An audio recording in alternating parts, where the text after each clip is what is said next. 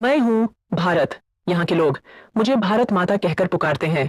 उत्तर में हिमालय से लेकर दक्षिण में समुद्र तक फैला ये उपमहाद्वीप भारतवर्ष के नाम से ख्यात है, जिसे महाकाव्य तथा पुराणों में भारतवर्ष अर्थात भरतों का देश तथा यहाँ के निवासियों को भारती अर्थात भरत की संतान कहा गया है।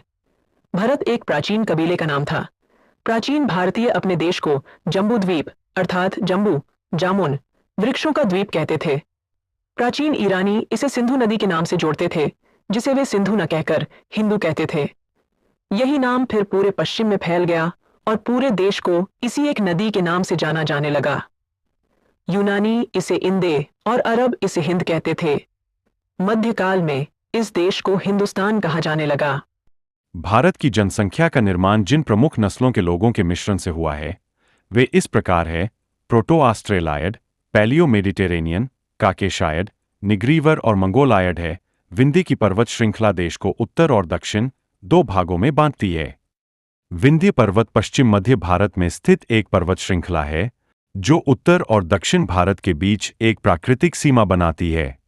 यह पर्वत श्रृंखला मुख्य रूप से उत्तर भारत को दक्षिण भारत से अलग करती है। विंध्य गुजरात से लेकर मध्य प्रदेश और उत्तर प्रदेश में गंगा नदी तक फैली हुई है। यह पहाड़ियों, पठारों और ढलानों की एक जटिल और असंतत श्रृंखला है। उत्तर में इंडो यूरोपीय परिवार की भाषाएं बोलने वालों की और दक्षिण में द्रविड़ परिवार की भाषाएं बोलने वालों का बहुमत है। सबसे पहले इतिहास को तीन भागों में बांटने का श्रेय जर्मन इतिहासकार क्रिस्टोफ सेबिचर्स, क्रिस्टोफ सेलेरियस 1638 से 1707 एडी को है। भारतीय इतिहास को अध्ययन की सुविधा के लिए तीन भागों में बांटा गया है: प्राचीन भारत, मध्यकालीन भारत एवं आधुनिक भारत। आने वाली वीडियो में हम लोग प्राचीन भारत और वेद के बारे में जानेंगे। मैं ऋग्वेद हूँ, भारत का सबसे प्राचीन वेद हूँ। मुझे विश्व का सबसे पुराना धार्मिक ग्रंथ भी माना जाता है। मुझे लगभग 1500 ईसा पूर्व में सरस्वती नदी के तट पर संस्कृत भाषा में विश्वामित्र द्वारा रचना किया गया प्रसिद्ध गायत्री मंत्र मुझसे ही लिया गया है। मुझे यानी ऋग्वेद में कुल 10 मंडल, 1028 सूक्त और लगभग 10,552 मंत्र है। सभी मंत्र प्राकृतिक शक्तियों और देवी देवताओं की स्तुति में रचे गए हैं। हमारे समय के प्रमुख देवता इंद्र, अग्नि, वरुण, सूर्य और सोम हैं। इंद्र को वर्षा और युद्ध का देवता माना गया है। अग्नि को यज्ञ का देवता कहा गया है, जिसके माध्यम से देवताओं को प्रसन्न किया जाता था। हमने प्राचीन आर्य समाज की जीवन शैली के बारे में बताया। उस समय यहां लोग कृषि और पशुपालन करते थे। गाय को पवित्र माना जाता। आर्य लोगों ने गाय को पवित्र माना। गाय को लोग अधन्य कहते थे। समाज में यज्ञ, दान और धर्म का बहुत महत्व था। ऋग्वेद में शिक्षा गुरु शिष्य परंपरा के माध्यम से दी जाती थी। मेरे तीसरे मंडल से गायत्री मंत्र लिया गया है। 9वें मंडल सोम देवता से संबंधित है। मेरा 10वां मंडल सबसे बड़ा है। इसमें नदी स्तुति सूक्त, नदियों की प्रशंसा, पुरुष सूक्त, वैदिक समाज शास्त्र, नासदीय मुक्त, ब्रह्मांड के सृजन से संबंधित विभिन्न अनुमान, सूर्य सूक्त, विवाह श्लोक आदि सम्मिलित है। चातुष्वर समाज की कल्पना का आदि स्रोत ऋग्वेद के 10वें मंडल में वर्णित पुरुष सूक्त है, जिसके अनुसार 4 समाज वर्ण ब्राह्मण, क्षत्रिय, वैश्य तथा शूद्र में बटा था। आदि पुरुष ब्रह्मा के क्रमशः मुख, भुजाओं, जघाओं और चरणों से उत्पन्न हुए। धर्म सूत्र 4 प्रमुख जातियों की स्थितियों, व्यवसायों, दायित्वों, कर्तव्यों तथा विशेषाधिकारों में स्पष्ट विभेद करता है। हमारे कई परिच्छेदों में प्रयुक्त अधन्य है, जिसका वध नहीं किया जाता है। अधन्य शब्द का संबंध गाय से है। ऋग्वेद में ब्रह्मा का उल्लेख तो है, किंतु आत्मा का नहीं। आर्य समाज में महिलाओं को भी सम्मान प्राप्त था और अपाला, घोषा जैसी महिला ऋषियां भी थीं। वामनावतार के 3 पगों के आख्यान का प्राचीनतम स्रोत ऋग्वेद है। हममें यानी ऋग्वेद में इंद्र के लिए 250 तथा अग्नि के लिए 200 ऋचाओं की रचना की गई है। ऋग्वेद को श्रुति कहा जाता है, क्योंकि इसे सुनकर कंठस्थ किया जाता था। उस समय लिखने की परंपरा बहुत कम थी। वीडियो देखने के लिए धन्यवाद। हमारे चैनल पर आने वाले वीडियो को लाइक, शेयर और कमेंट्स करे आपका मित्र।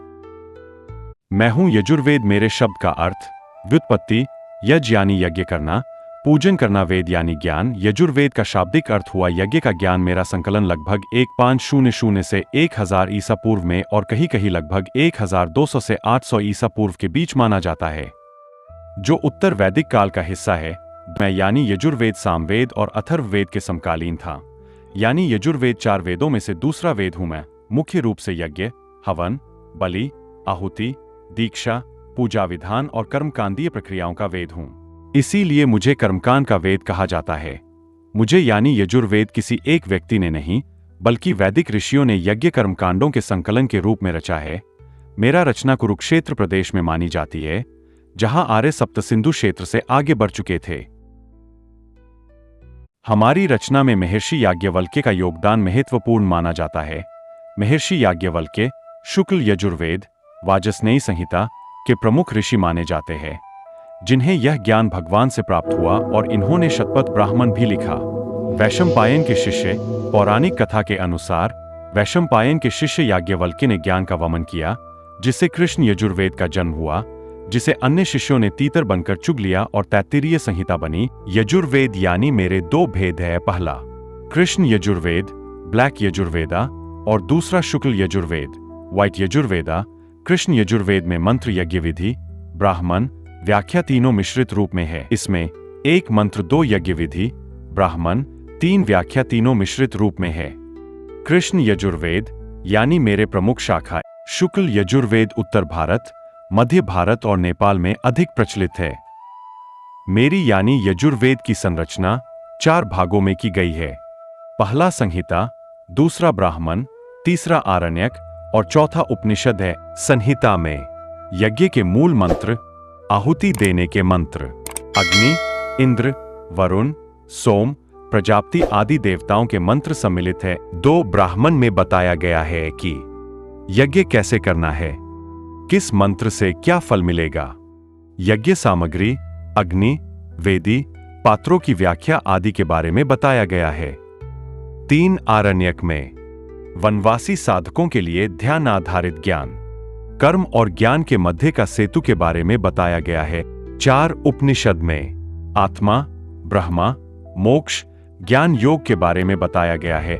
यजुर्वेद के प्रमुख उपनिषद इस प्रकार है। पहला ईशावास्य उपनिषद सबसे प्रसिद्ध, दूसरा कट उपनिषद, तीसरा श्वेताश्वतर उपनिषद, चौथा मैत्रायणी उपनिषद है। 6 यजुर्वेद के प्रमुख यज्ञ और उसके उद्देश्य के बारे में बताया गया है। आगे की कहानी अगले वीडियो में। कहानी पसंद आए तो लाइक, शेयर और कमेंट करें। आपका मित्र।